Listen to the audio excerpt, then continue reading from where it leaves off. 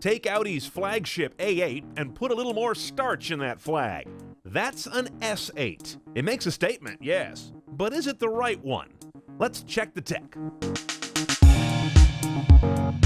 Too much of the technology in this car is just stale.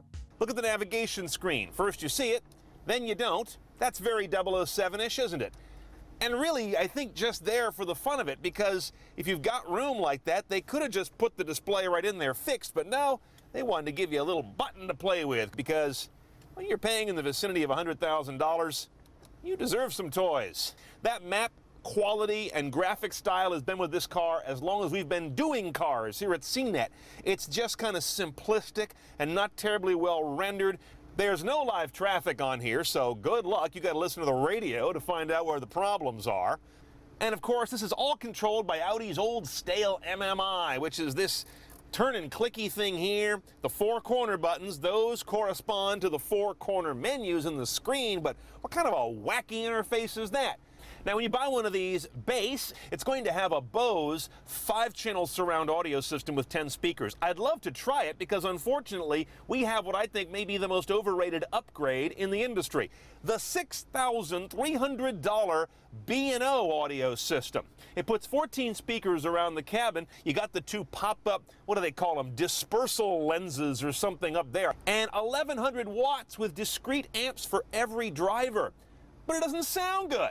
At least not with compressed signals like Sirius satellite radio or any of the MP3s you'd play on your iPod or what have you. Well, that's a whole lot of what we listen to these days. You do have this Audi music interface, so you've got a cable here. This one's the iPod connector, but I've got a whole bunch of adapters here, and you can plug these in to get either, what's this, aux, USB, let's see, here's a mini USB. So you can connect a lot of things to this system, but you've got to do it with this collection of cables. It's all right. Oh, while I'm down here, I hate that. Look at that, 6-disc CD changer over there in a different zip code. That's really old design too. Can't that live up here where I can get to it?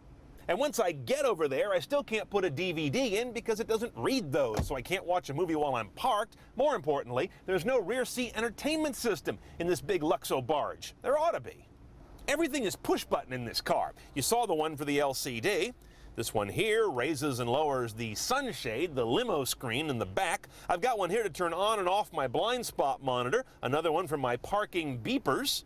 I got buttons here for audio, for voice control. I've even got one hidden over here, which I couldn't read, but I pushed it, and the steering wheel got hot.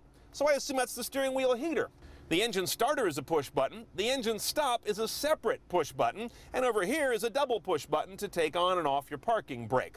You've got the backup camera, of course, as you might imagine, and you've also got beeping sensors. You can just about hear one there. So sensors front and rear, and trajectory marks. So as I turn the wheel, see, it tells me really what I'm going to hit, not just how far away it is.